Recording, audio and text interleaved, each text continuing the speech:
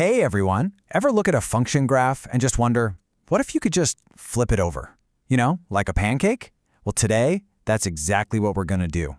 We are going to master reflections, so you can learn how to mirror any graph across an axis with complete confidence. So, here's our game plan for today. We're going to start with a really simple mirror analogy, just to get our bearings. Then, we'll dive right into the two core rules that honestly govern everything. From there, we'll work through some examples, I'll point out some common traps to avoid, and finally, we'll see how all of this connects to the camera that's probably in your pocket right now. Let's get to it. All right, so before we even touch a proper graph, let's start with something you've understood for ages, a simple number line. I mean, think about it. You've got the number 5. You slap a negative sign in front of it and boom, it hops right over 0 to land at -5. While reflections and precalculus are the exact same idea, just on a much bigger scale. Instead of one little point jumping across, we're taking an entire curve, and we're flipping every single point on it. Same principle, just a bigger canvas. Okay, let's get into the core concept. And here's the good news. This whole thing really just boils down to two simple rules. And figuring out which rule to use comes down to asking one simple question. Where is that negative sign? This slide pretty much lays out the entire playbook. If that negative sign is hanging out outside the function, like you see in y equals negative f of x, I want you to think outside affects the output. This gives you a vertical flip, right over the x-axis. But if that negative is tucked away inside with the x, like in y equals f of negative x, just think inside affects the input, and that gives you a horizontal flip across the y-axis. That's it. Seriously. Outside is vertical, inside is horizontal. Theory's great and all, but let's actually see these rules play out. We'll start with a really basic vertical flip, and then we'll build up from there. Okay, so let's take our old friend, the parabola, f of x equals x squared. Our job is to graph g of x equals negative x squared. So take a look. Where's that negative sign? Yeah, it's clearly on the outside of the function. So what did our rule say is going to happen? It means every single y value gets multiplied by -1. So the parabola, which normally opens up towards the sky, just flips completely upside down. A point like 2, 4 on the original graph gets mirrored straight down to 2, -4. It's a perfect reflection over the x-axis. Okay, next up, the square root function. Now look closely at this one. This time, that negative is inside the function, tucked right in there next to the x. And this, well, this changes the whole game. You know, the standard square root graph only works for positive x values, right? It just kind of shoots off to the right. But with radical negative x, the domain itself flips. To keep the number inside that root positive, x now has to be 0 or less. And the result? The entire graph flips horizontally, right across the y-axis, and starts shooting off to the left instead. All right, you ready for the final boss of our examples?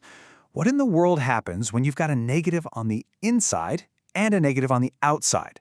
Now, it might look a little intimidating, but the secret is just to apply our rules one at a time. Let's just follow the process. First, you always handle the inside transformation. So that negative x takes our original graph and flips it horizontally across the y-axis. Okay, step 1 done. Now you take that result and you apply the outside negative. That flips it vertically, down across the x-axis. The final result is a graph that's now living entirely down in the third quadrant. See? Not so bad when you take it step by step. Now, these rules are super powerful, but, there are a couple of common little pitfalls that can trip you up if you're not careful. Let's make sure you see them coming.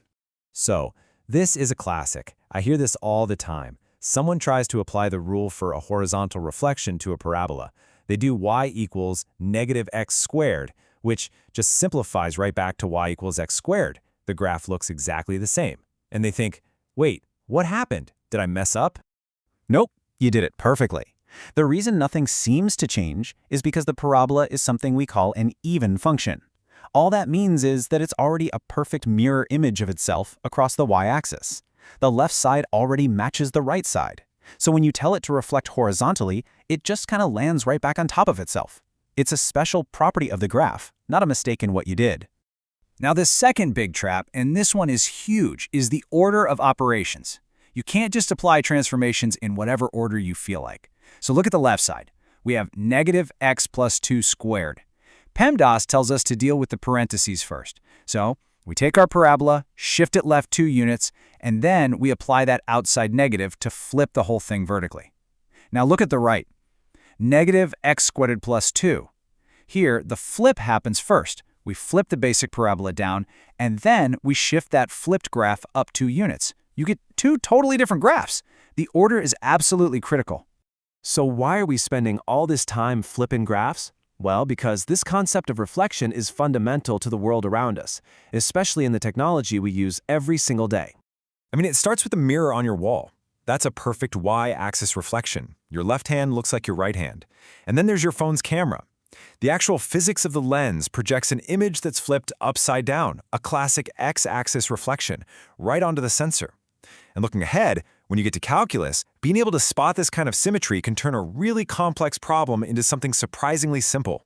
And here's the magic that brings it all together. To fix that upside-down image, your camera software performs a second reflection. It mathematically solves minus f of x. And what's a negative of a negative? It's a positive.